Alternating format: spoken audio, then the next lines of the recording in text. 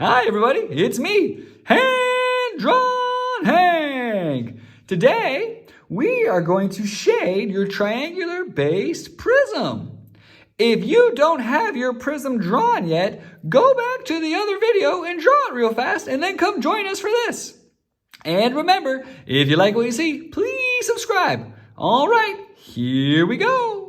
First things first, we're going to trace the lines we know we can see, and we're not going to trace the lines that are hidden. Those are the dash lines.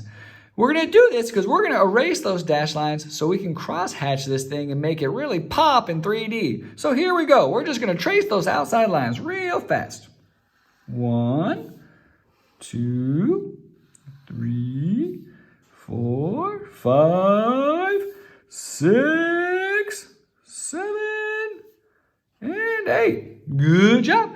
Now you can see here we have one line we need to erase because that line is hidden. So I'm just going to erase that line really quick here. Voila. Okay, let's start hatching and cross-hatching. First, we're going to start on this side. This side's going to be a little bit of shadow, but not the darkest side. So we're only going to do one set of lines on this. And so we're just going to draw thin little parallel lines all along.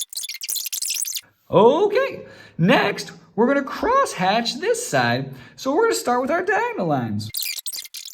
And then we're going to go the other way to really darken it up and show that shadow. You have drawn yourself a really awesome 3D triangle-based prism. Good job. And this has been Hand Drawn Hank.